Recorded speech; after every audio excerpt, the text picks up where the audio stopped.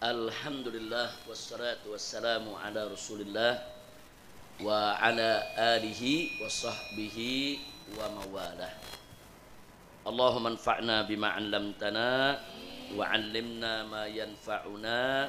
Allahumma zidna ilma warzuqna fahma wa atina hikmah. Allahumma barik lana fi majlisina hadha birahmatika ya arhamar rahimin. Walhamdulillahi rabbil alamin. Taqabbalallahu minna wa minkum fataqabbal ya karim.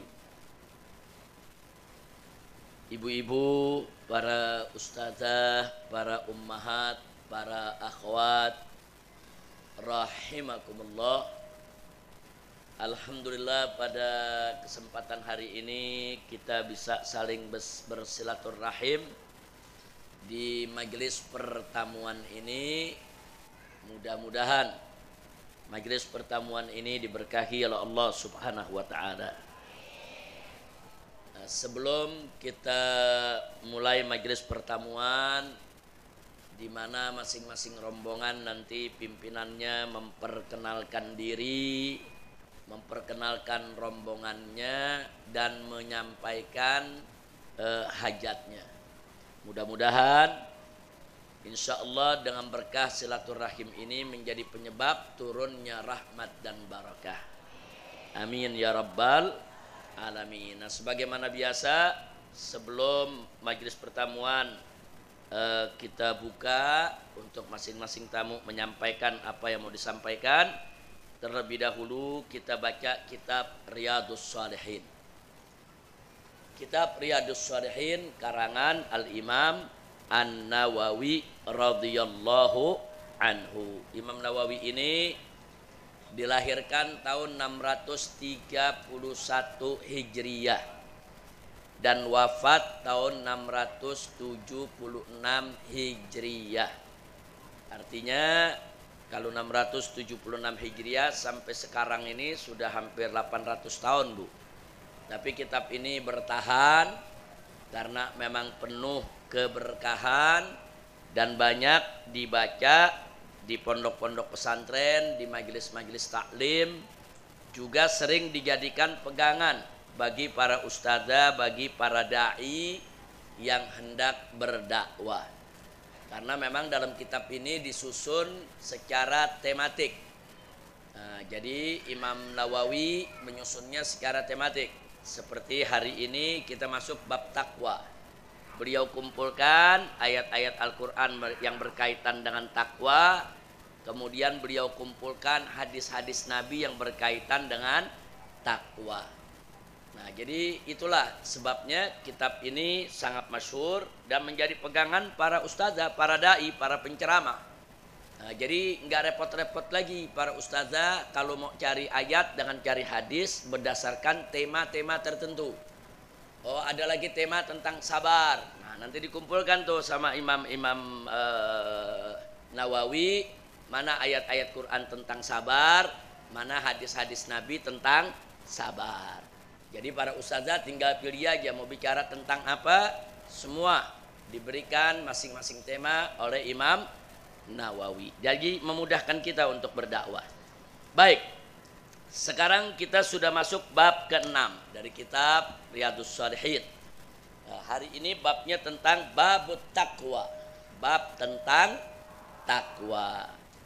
Apa itu takwa, Ibu? Takwa itu imtisalu awamirillahi subhanahu wa ta'ala wajtinabu nawahihi ibtigha'an mardatillahi subhanahu wa ta'ala.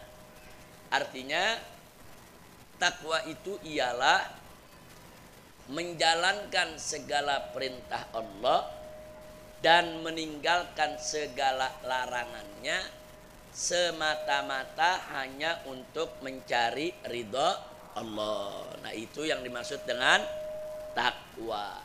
Jadi kalau orang melaksanakan sholat karena mencari ridha Allah, itu namanya takwa. Orang meninggalkan yang haram karena mengharap ridha Allah, itu juga namanya takwa. Tapi kalau orang sholat tidak karena Allah, hanya karena ingin dipuji orang, itu bukan takwa. Jadi takwa itu kita jalankan perintah Allah, niatnya untuk cari ridha Allah. Kita tinggalkan segala larangan Allah, niatnya juga untuk cari ridha Allah. Itu yang disebut takwa. Baik. Al-Imam An-Nawawi di sini mengutip beberapa ayat tentang takwa, di antaranya yang beliau kutip di sini. Qala al-muallif radhiyallahu ta'ala anhu wa arda, babut taqwa. Qala Allah ta'ala, ya ayyuhalladzina amanu taqullaha haqqa tuqatih. Wa qala ta'ala fattaqullaha mastata'tum. Wa hadhil ayatu mubayyinatun lil muradi minal ula. Jadi di sini Imam Nawawi memuat dua firman Allah. Yang pertama, ya ayyuhalladzina amanu taqullaha haqqa tuqatih. Wahai orang-orang yang beriman, bertakwalah kamu kepada Allah dengan sebenar-benarnya takwa. Waktu ayat ini turun, ada beberapa sahabat gelisah. Kenapa gelisah? Karena Allah memerintahkan untuk takwa dengan sebenar-benarnya takwa. Itu kalau yang namanya sebenar-benarnya takwa, menurut pandangan para sahabat Nabi, rasanya sulit dicari manusia yang bisa takwanya benar-benar takwa, kecuali para nabi dan para rasul. Nah, jadi mereka gelisah. Jadi mau dalam keadaan bagaimanapun juga pokoknya mesti takwa. Nah, akhirnya kegelisahan ini sampai kepada Nabi kita Muhammad Sallallahu Alaihi Wasallam. Kemudian turun ayat yang lainnya, di mana Allah menyatakan fattaqullaha mastata'tum. Artinya bertakwalah kamu kepada Allah sebisa kamu. Nah, makanya Imam Nawawi mengatakan hadhil ayah mubayyinatun. Jadi ayat ini merupakan penjelas lil murad, yaitu daripada maksud minal ula, dari ayat yang pertama. Bu, Ibu. Jadi takwa di sini, Bu, kalau dalam urusan yang wajib dan yang haram, kita takwanya harus benar-benar takwa. Jadi kalau dalam yang wajib, seperti melaksanakan sholat 5 waktu, seperti puasa Ramadan, seperti bayar zakat harta, harus total takwa. Nggak bisa takwa setengah-setengah. Nah, paham, Bu? Begitu juga kalau meninggalkan maksiat. Jadi tidak berzina, tidak berjudi, tidak menenggak minuman keras, Bu ya. Itu harus total takwa. Jadi dalam melaksanakan kewajiban dan meninggalkan, yaitu hal-hal yang haram, harus total takwa. Bisa enggak bisa, mesti bisa. Tapi kalau dalam soal yang sunnah, kan kita melaksanakan sunnah takwa juga, Bu. Kita sholat witir karena Allah, itu takwa. Nah, kita sedekah karena Allah, itu takwa. Tapi itu hukumnya Nah, dalam soal yang sunnah, mastata'tum, sebisanya. Nah, dalam soal yang sunnah, sebisanya. Oh, bisa sholat witir, sholat. Nggak bisa, nggak apa-apa. Oh, bisa sedekah, sedekah. Belum bisa sedekah, nggak apa-apa. Jadi kalau dalam yang wajib, total takwanya. Tapi kalau dalam yang sunnah, sebisa kita. Jelas gak, Bu? Nah, begitu juga dalam soal yang haram, kita mesti total takwa. Pokoknya udah haram, jangan kita kerjain. Tapi kalau dalam soal yang makruh, sebisa kita tinggalin. Nah, jadi yang makruh, Bu, sebisa kita tinggalkan. Tapi kalau ada hal yang makruh belum bisa ditinggalkan, nggak apa-apa. Sebisa kita takwa. Kira-kira jelas gak? Jadi ada takwa yang total, ada takwa yang sebisa semampu kita.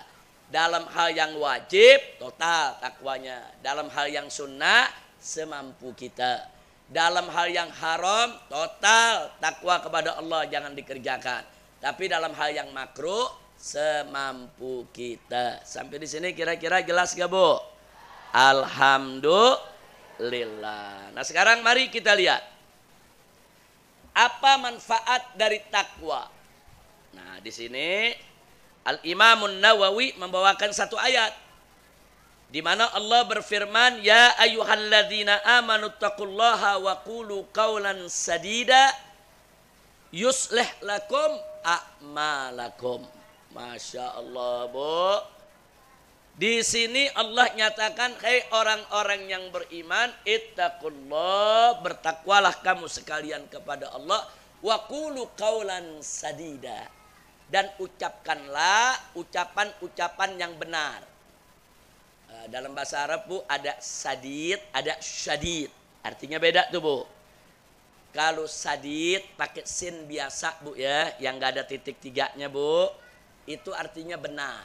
Kaulan sadida, perkataan yang benar. Maksudnya benar tuh yang jujur, yang tidak dusta, tidak bohong. Nah, itu kaulan sadida. Tapi kalau pakai shin, Bu, yang ada titik tiganya, Bu, syadid, itu artinya keras. Nah, jadi jangan salah menerjemahkan, Bu, ya. Kaulan sadida artinya bukan kata yang keras. Keras itu kalau pakai shin. Kalau pakai sin itu artinya perkataan yang benar. Sadid artinya benar. Syadid artinya keras. Kira-kira jelas gak, Bu? Nah, barusan nih, nah Allah perintahkan waqulu qawlan sadida. Ucapkanlah oleh kamu sekalian kata-kata yang benar. Jadi kita disuruh bertakwa, disuruh berkata benar. Lalu apa manfaatnya? Allah menyatakan yuslih lakum a'malakum. Niscaya Allah pasti akan memperbaiki amal kamu sekalian. Masya Allah. Jadi kalau kita udah punya niat nih, Bu, mau bertakwa kepada Allah, mau jadi orang baik, lurusin kita punya niat hanya karena Allah, nanti Allah yang bantu kita. Allah yang bantu meluruskan kita, Allah yang mampu membenarkan kita, Allah yang bantu kita supaya kita berada di jalan yang benar. Jadi kalau kita mau dibantu oleh Allah supaya amal kita ini semakin baik, maka bertakwalah kepada Allah, insya Allah. Nah baik, berkaitan dengan ini saya ingin bacakan untuk Ibu manfaat dari takwa yang diuraikan oleh Al-Imam Al-Habib Abdullah bin Alwi Al-Haddad radhiyallahu ta'ala anhu di dalam kitab An-Nasaih Ad-Diniyah wal Wasaya Al-Imaniyah. Nah, ini buku Shahibur Ratib. Jadi kalau Ibu suka baca Ratibul Haddad, nah beliau juga punya karangan kitab, banyak karangan kitabnya. Salah satunya An-Nasaih Ad-Diniyah. An-Nasaih Ad-Diniyah ini artinya nasihat-nasihat keagamaan. Wal wasayal imaniyah, dan wasiat-wasiat keimanan.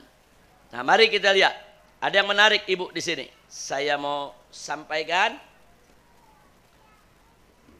Nah, kalau ada Ibu yang mau catat silakan. Yang mau diingat juga bagus. Perhatikan baik-baik, Ibu.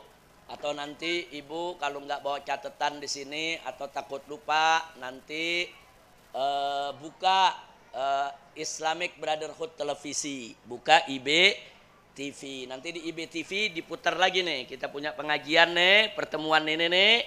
Nanti di IB TV diputar lagi. Ibu bisa dengerin lagi lewat handphone, Ibu bisa catat. Insya Allah. Nah, jadi kalau yang punya handphone buka saja IBTV nanti, insya Allah. Kemudian di subscribe supaya kalau ada berita-berita baru Ibu dapat pemberitahuan. Baik, mari kita lihat. Setidaknya ada 12 manfaat takwa atau faidah takwa yang diuraikan dan dipaparkan oleh Al-Imam Al-Habib Abdullah bin Alwi Al-Haddad radhiyallahu ta'ala anhu wa arda. Yang pertama, beliau katakan famin dzalik, daripada yang demikian itu, maksudnya daripada manfaat takwa, daripada guna dan faidahnya takwa. Yang pertama, Beliau katakan al-ma'iyyatul ilahiyatul khifdiyatul lutfiyah. Yang pertama adalah adanya perlindungan ilahi, kebersamaan rahmat Allah bagi mereka-mereka yang bertakwa. Dalilnya firman Allah Subhanahu wa taala dalam surat Al-Baqarah ayat 194. Surat Al-Baqarah ayat 194 Allah menyatakan faqala ta'ala wattaqullaha wa'lamu annallaha ma'al muttaqin. Shadaqallahul azim. Dalam ayat ini Bu, Allah menyatakan wattaqullah, bertakwalah kamu kepada Allah. Wa'lamu, dan ketahuilah annallaha ma'al muttaqin, sesungguhnya Allah bersama orang-orang yang bertakwa. Nah, jadi kebersamaan yang dimaksud di sini Bu, bahwa rahmat Allah, penjagaannya, perlindungannya selalu menyertai kita. Nah, jadi Allah tidak akan pernah meninggalkan orang-orang yang bertakwa. Itu disebut al-ma'iyyatul ilahiyah. Jadi kebersamaan ilahi sekaligus juga merupakan al-hifdhiyatil lutfiyah. Nah, merupakan perlindungan dari kelembutan Allah Subhanahu wa ta'ala. Nah, jadi ini yang pertama. Jadi apa manfaat takwa yang pertama? Orang bertakwa mendapatkan perlindungan ilahi setiap saat, kapan saja dan di mana saja dia berada. Alhamdulillah. Yang kedua, kata Imam Al-Haddad wa min dzalik. Nah, ini yang kedua sekarang Bu. Al-ilmul laduni. Ilmu ladun. Apa sih itu ilmu ladun Bu? Ilmu ladun adalah ilmu yang langsung diberikan oleh Allah. Ilmu yang langsung diberikan oleh Allah. Para aulia, para solihin tuh biasanya dapat ilmu ladun. Ya, contoh ilmu ladun kalau dalam kehidupan biasa Bu ya. Kalau cerita para wali mungkin terlalu tinggi Bu ya. Kadang-kadang ada satu ilmu, satu orang belajarnya 6 tahun baru paham. Tapi ada orang soleh, baik, belajar itu 1 bulan udah paham. Nah, itu namanya berkah umur. Itu namanya dia diberikan oleh Allah otak yang encer, yang gampang, orang lain susah paham, dia mudah paham. Itu termasuk ilmu ladun juga. Nah, jadi kadang-kadang ada orang belajar dapat dari gurunya sedikit.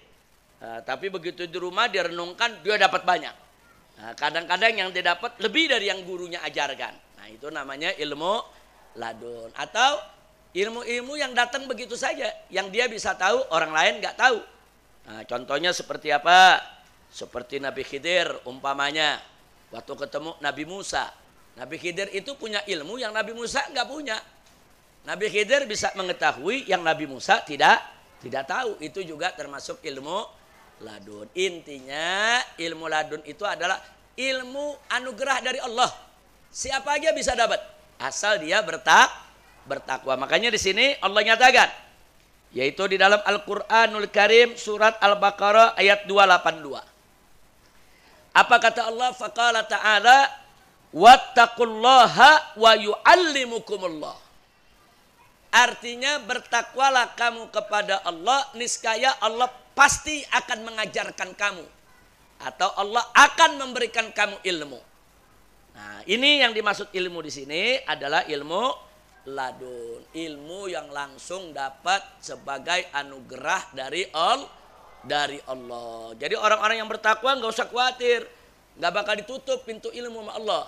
Bahkan pintu ilmu itu akan dibuka lebar. Dan akan banyak limpahan ilmu pengetahuan Allah anugerahkan kepada orang yang bertakwa. Alhamdulillah. Yang ketiga, wa min dzalik al-furqan 'inda al-ishtibahi wa wuqu'il iskal.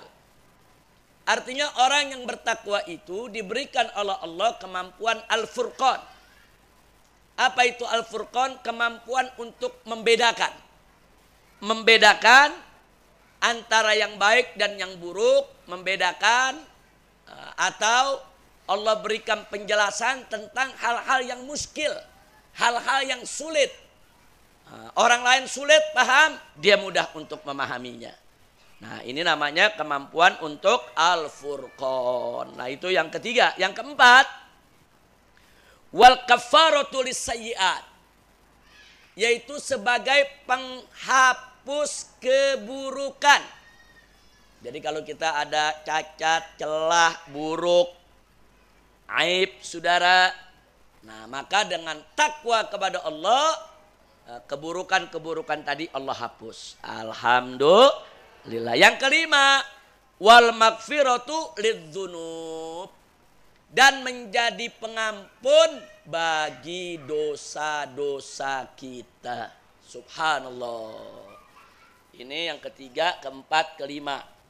Nah, kenapa saya gabung? Karena adanya dalam satu ayat. Yang ketiga, keempat, kelima. Mari kita lihat. Itu dalam surat Al-Anfal ayat 29. Allah menyatakan, faqala ta'ala, ya ayyuhalladzina amanu in tattaqullaha yaj'al lakum furqana wa yukaffir ankum sayyi'atikum wa yaghfir lakum wallahu dzul fadlil azim. Shadaqallahul azim. Dalam ayat ini Bu, Allah menyatakan ya ayyuhalladzina amanu, hei orang-orang yang beriman. In tattaqullah, jika kamu sungguh bertakwa kepada Allah, yaj'al lakum furqana, Allah akan jadikan bagi kamu kemampuan untuk membedakan. Nah, furqanan itu artinya pembeda.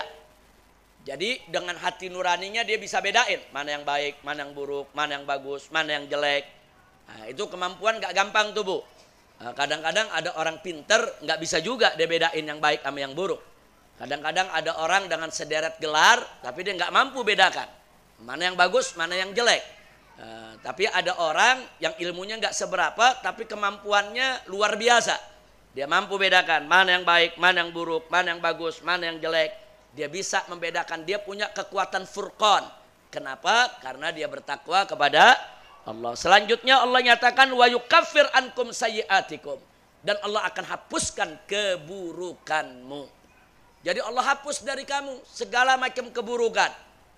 Nah, ini juga berkat apa? Berkat takwa. Berikutnya Allah nyatakan wa yaghfir lakum, dan Allah akan mengampuni kamu. Subhanallah. Jadi dalam satu ayat ada tiga tuh. Allah berikan kekuatan furqan, pembeda. Kemudian Allah perbaiki kejelekan kita. Kemudian yang berikutnya lagi Allah ampuni dosa kita. Alhamdulillah. Maka itu saya mau tanya Bu, beruntung gak orang yang bertakwa Bu? Beruntung orang yang bertakwa? Mau kita bertakwa? Nah, ayo sama-sama kita pupuk dalam jiwa kita, diri kita, bagaimana supaya kita termasuk orang yang bertakwa insya Allah. Sekarang yang keenam. Yang keenam kata Al-Imamul Haddad radhiyallahu taala anhu, wa min dzalika an-najatu minan nar. Yang keenam adalah selamat dari neraka. Subhanallah. Allah jamin. Pokoknya orang yang bertakwa kepada Allah dijamin oleh Allah. Dia enggak bakal masuk neraka. Mana dalilnya? Dalilnya surat Maryam. Nah, kalau kita baca dalam surat Maryam yaitu ayat 71 dan 72. Mari kita lihat. Di situ Allah menyatakan wa in minkum illa wariduha kana ala rabbika hatman maqdiyya. Tsumma nunajjil ladzina taqau. Wah, menarik tuh Bu. Jadi dalam surat Maryam ayat 72 bagian akhir tadi Bu, Allah nyatakan tsumma nunajjil ladzina taqau. Kemudian kami selamatkan orang-orang yang bertakwa. Orang bertakwa nggak bakal masuk neraka. Allah selamatkan mereka, Allah jaga, Allah jauhkan dari neraka. Bahkan ada juga dalam surat Az-Zumar ayat 61 Allah nyatakan, faqala ta'ala wa yunajjillahu alladzina taqau bimafazatihim la yamassuhum su' wa lahum yahzanun. Jadi Allah jaga orang-orang yang bertakwa, Allah akan selamatkan mereka. Allah akan berikan mereka kemenangan dan tidak ada yaitu keburukan yang akan menyentuh mereka. Alhamdulillah. Jadi kalau nggak mau masuk neraka, yuk kita bertakwa, Bu. Tahu neraka, Bu? Ibu tahu siksa neraka yang paling ringan? Siksa neraka yang paling ringan nih, Bu. Kerikil dari api neraka, kerikil, Bu, ya, kecil, tahu kerikil kan? Kerikil itu ditaruh di telapak kaki manusia. Itu isi kepalanya mendidih. Saking panasnya, kerikilnya ditaruh di telapak kaki orang, kepalanya mendidih. Itu yang dijelaskan oleh Nabi dalam hadis. Itu siksa yang paling ringan, Bu. Nah, kalau yang ringan aja begitu, bagaimana yang berat? Nah, makanya kita berlindung kepada Allah. Kita hidup di dunia nggak lama. Berapa tahun sih? 50, 60, 70. Setelah itu kita kembali kepada Allah. Begitu kembali kita mesti mempertanggungjawabkan segala perbuatan kita di dunia. Kita sholat atau enggak sholat, puasa atau enggak puasa, bakal diminta pertanggungjawaban. Nah, kalau sampai masuk neraka, betapa ruginya. Na'udzubillah min dzalik. Dan bagi orang-orang yang bertakwa, masuk surga kekal di dalamnya. Enggak ada dia masuk neraka lagi, insya Allah. Nah, makanya perhatikan tuh jaminan Allah. Jadi yang keenam, orang yang bertakwa diselamatkan dari neraka. Yang ketujuh, wa min dzalik al-makhraju minasyada'id. Wa min dzalik al-makhraju minasyada'id. Artinya orang yang bertakwa itu diberikan solusi dari setiap problem kehidupannya. Kita hidup selalu punya problem, betul, Bu? Kita punya problem. Ada yang punya problem rumah tangga, ada yang punya problem suaminya tidak setia, ada yang punya problem anaknya sulit dididik, ada yang punya problem utang, ada yang punya problem ekonomi, ada yang punya macam-macam problem. Ada sewa rumah mau habis, duit nggak ada. Nah, problem kita banyak. Problem kehidupan ini sangat banyak. Tapi di sini Allah janjikan. Nah, kita lihat di sini dalam surat At-Tolak, Bu, ya, ayat 2.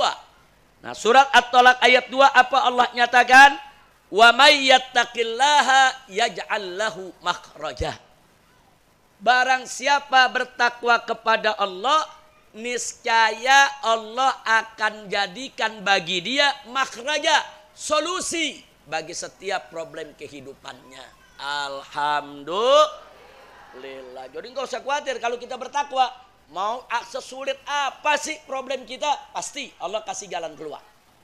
Nah, tapi kalau nggak bertakwa, bisa jadi problem akhirnya nambah problem lagi, diselesaikan nambah problem lagi. Kadang-kadang ada menyelesaikan problem, muncul problem lagi, atau menyelesaikan problem dengan problem. Na'udzubillah min dzalik. Tapi kalau orang bertakwa enggak, dia punya problem seberat apapun, nanti Allah bukakan dia punya problem dengan solusi. Alhamdulillah. Terus yang kedelapan. Yang kedelapan, manfaat, faedah atau guna dari takwa adalah ar-rizqu min haitsu la yahtasib. Datangnya rezeki dengan cara tidak diduga. Subhanallah, Bu. Bu, mau dapat rezeki nomplok. Rezeki yang gak diduga-duga. Allah yang nyatakan. Di sini Allah nyatakan dalam ayat yang kita baca tadi itu, surat At-Tolak ayat 2, ada lanjutannya di ayat 3. Allah menyatakan faqala ta'ala wa may yattaqillaha yaj'al lahu makhraja wa yarzuquhu min haitsu la yahtasib. Jadi Allah nyatakan barang siapa yang bertakwa kepada Allah, Allah jadikan buat dia solusi bagi segala problemnya. Dan wa yarzuquhu min haitsu la yahtasib. Dan Allah berikan dia rizki dengan cara yang tidak diduga-duga. Alhamdulillah. Makanya orang-orang bertakwa Allah mudahkan pintu rezekinya, Allah buka. Ada problem, Allah kasih solusi. Rezekinya dari arah yang tidak diduga. Alhamdulillah. Yang keberapa sekarang? 9. Yang ke-9 sebagaimana Allah firmankan masih dalam surat At-Talaq yang tadi. Turut-turut tuh ayat 2, ayat 3, ayat 4. Sekarang ayat 4-nya. Di mana Allah nyatakan faqala ta'ala wa may yattaqillaha yaj'al lahu min amrihi yusra. Artinya barang siapa yang bertakwa kepada Allah, maka Allah akan jadikan bagi dia dalam tiap urusannya yusra, kemudahan. Jadi serba mudah Allah kasih. Semua yang sulit-sulit Allah mudahkan. Yang susah-susah Allah gampangkan. Kalau dia bertakwa. Selanjutnya dalam surat Maryam ayat 63. Nah, jadi mari kita lihat. Jadi barusan tuh Bu, yang kemudahan itu faidah yang nomor 9. Sekarang yang nomor 10. Allah berfirman dalam surat Maryam ayat 63. Apa kata Allah? Wa may yattaqillaha yukaffir anhu sayyi'atih wa yu'zim lahu ajra. Masya Allah. Dalam ayat ini Allah nyatakan barang siapa bertakwa kepada Allah, Allah hapus kejelekannya dan wa yu'zim lahu ajra, dan Allah besarkan baginya ganjarannya. Jadi ganjaran yang kita dapat dari segala kebaikan yang kita lakukan, Allah besarkan ganjarannya. Artinya pahalanya dapat berlipat ganda. Syaratnya apa Bu? Bertakwa, insya Allah. Sudah berapa semua? 10. Tadi saya bilang ada berapa? 12. Sekarang yang ke-11. Kata Imam Al-Habib Abdullah bin Alwi Al-Haddad, qal wa min zalik al-wa'du bil jannah. Dan daripada manfaat, faidah, guna daripada takwa itu adalah al-wa'du bil jannah. Apa itu al-wa'du bil jannah? Dijanjikan masuk surga. Wah, di dalam Al-Quran kita bisa lihat, saudara, seperti firman Allah dalam surat Maryam ayat dalam surat, maaf, tadi surat At-Tolak Bu ya. Tadi maaf, tadi itu yang dari 7, 8, 9, 10 itu semua ada di dalam surat At-Tolak ayat 2, 3, 4 dan 5. Nah, sekarang baru kita surat Maryam ayat 63. Apa Allah nyatakan? Faqala ta'ala tilkal jannatul lati nuritsu min ibadina man kana taqiyya. Jadi itulah sorga yang Allah wariskan kepada, kata Allah, kami wariskan sorga ini kepada hamba-hamba kami. Hamba yang mana? Man kana taqiyya, hamba yang bertakwa. Kemudian di ayat lainnya surat Muhammad ayat 15 Allah nyatakan, faqala ta'ala mathalul jannatil lati wa'idal muttaqun. Perumpamaan sorga yang dijanjikan untuk orang-orang yang bertakwa. Kemudian di ayat lain Allah berfirman, wa usrifatil jannatu lil muttaqin, bahwa sorga itu disiapkan oleh Allah untuk orang yang bertakwa. Itu firman Allah dalam surat Asy-Syu'ara ayat 90. Nah, kemudian dalam surat Al-Qalam ayat 34 Allah nyatakan inna lil muttaqina inda rabbihim jannatin na'im. Jadi sesungguhnya buat orang-orang bertakwa di sisi Tuhan mereka adalah jannatun na'im. Nah, kemudian yang berikutnya lagi yaitu di firman Allah dalam surat Al-Qamar ayat 54 sampai 55. Allah menyatakan innal muttaqina fi jannatin wa nahrin. Jadi sesungguhnya orang-orang yang bertakwa itu nanti ada di dalam surga. Nah, jadi kita bisa lihat di sini, inilah yang disebutkan oleh Imam Abdullah bin Alwi Al-Haddad daripada faidah-faidah takwa. Yang terakhir, yang ke-12. Jadi yang ke-11 tadi udah Bu ya, yaitu janji masuk surga. Nah, yang ke-12 apa dikatakan oleh Imam Al-Haddad? Wa min zalik al-karamatu fid dunya wal akhirah. Jadi yang ke-12 faedah guna manfaat takwa adalah al-karamatu, kemuliaan, fid dunya wal akhirah, di dunia maupun di akhirat, kemuliaan di sisi Allah. Nah, mana dalilnya? Dalilnya firman Allah dalam surat Hujurat ayat 13. Tegas Allah menyatakan, faqala ta'ala inna akramakum indallahi atqakum. Sesungguhnya orang yang paling mulia daripada kamu di sisi Allah adalah orang yang paling takwa. Berarti takwa itu manfaatnya agar kita mulia di sisi Allah, baik di dunia maupun di akhirat. Alhamdulillah. Udah lengkap 12 kita sampaikan Bu ya. Jadi manfaat takwa tuh sangat besar, sangat banyak, sangat bagus. Jangan sampai kita tidak mendapat bagian daripada manfaat-manfaat yang sudah kita paparkan tadi. Maka saya ajak di sini, yuk mari kita bertakwa kepada Allah.